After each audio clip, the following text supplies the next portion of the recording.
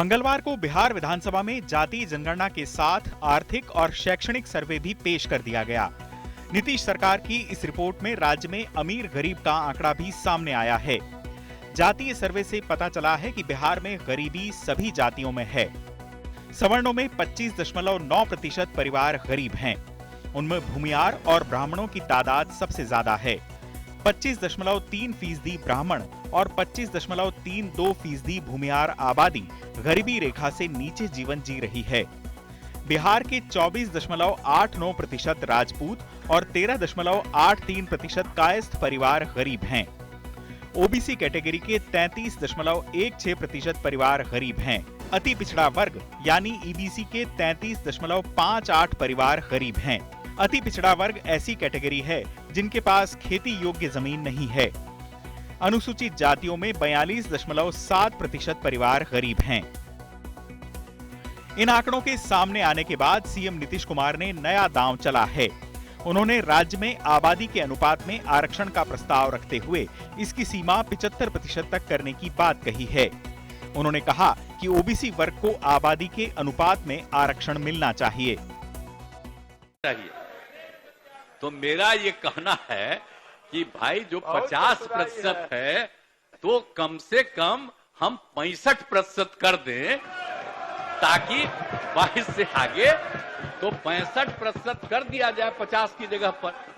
10% सुनिए ना, 10% upper caste का पहले से है तो 65 और 10 75, तो बचेगा 25। तो पहले 40 सबको फ्री था, अब 25 फ्री हो जाएगा। लेकिन बाकी का पिछड़ा और अति पिछड़ा की संख्या को भी कम से कम अब कुल मिलाकर के, और एससी एसटी को जो 50 है उसकी जगह पर हम लोग 65 कम से कम कर दें, या आप लोगों से परामर्श है। चलिए, नीतीश के प्रस्ताव के मुताबिक आरक्षण की 50% सीमा को खत्म किया जाए और कोटे की सीमा 65% तक की जाए। कमजोर आर्थिक वर्गों को मिलने वाला 10% का आरक्षण इससे अलग होगा। मंगलवार शाम नीतीश के इस प्रस्ताव को कैबिनेट ने हरी झंडी भी दे दी। नीतीश कैबिनेट ने अनुसूचित जाति को पहले से मिल रहे 16% आरक्षण को बढ़ाकर 20% करने का प्रस्ताव पास किया है। अनुसूचित जनजाति को पहले से मिल रहे 1% आरक्षण को बढ़ाकर 2% आरक्षण देने का प्रस्ताव पारित किया है।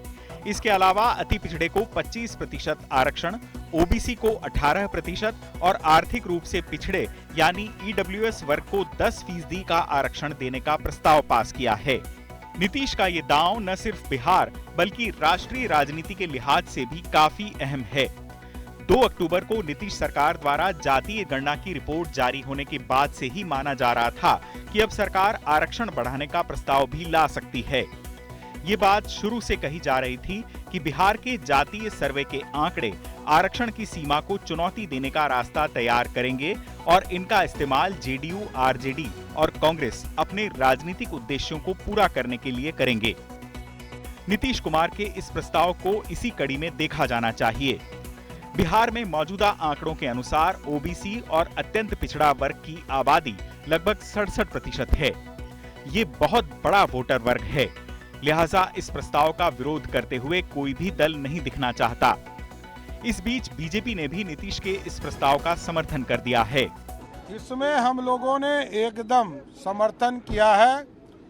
75 से 80% आरक्षण की व्यवस्था करनी चाहिए। विशेष राज्य के दर्जा की भी बात कही है सीएम ने कि मिल जाता तो और हम लोगों ने सब दिन समर्थन किया इनका। और आज के दिन हम अपने समाजवादी जो हमारे महापुरुष नेता रहे, लोहिया जी, कर्पूरी जी, जेपी जी, अंबेडकर जी, फूले जी, सभी लोगों को जो है, कर्पूरी जी को हम लोग जो है आज नमन करते हैं और उनके ही बताए हुए रास्ते पर हम लोग आज चले हैं और काम हम लोगों ने पूरा किया है। देखा जाए तो बीते एक दशक में देश की राजनीति में बीजेपी के जबरदस्त उभार के पीछे प्रधानमंत्री नरेंद्र मोदी के चेहरे के साथ साथ उनकी सरकार की कल्याणकारी योजनाएं भी हैं। इन योजनाओं ने ओबीसी मतदाताओं के बड़े वर्ग को बीजेपी के साथ जोड़ दिया है। केंद्र सरकार की गरीब हितैषी योजनाओं के बूते प्रधानमंत्री की अगुवाई में बीजेपी ने ब्राह्मण और बनियों की पार्टी होने का तमगा उतार फेंका है। और ओबीसी उसका सबसे बड़ा वोटर वर्ग बन गया है। कांग्रेस और इंडिया गठबंधन के बाकी दल भी जानते हैं कि इस तबके के साथ होते बीजेपी को हराना काफी मुश्किल है। यानी कांग्रेस समेत तमाम विपक्षी दलों के लिए सबसे बड़ी चुनौती ओबीसी वोटों का बंटवारा करने की है। इसका फॉर्मूला जाति जनगणना में नजर आया और नीतीश कुमार ने इसको लपक लिया। कांग्रेस को भी लगा कि जाति जनगणना के रूप में उसके हाथ मानो अलादीन का चिराग लग गया है। यानी विपक्ष लोकसभा चुनाव नजदीक आने के साथ अपनी योजनाओं को लेकर आगे बढ़ रहा है। हालांकि जाति जनगणना के इस फॉर्मूले से फर्क क्या पड़ेगा, इसका पता विधानसभा चुनाव के नतीजों के बाद ही चल पाएगा। चुनाव आज तक।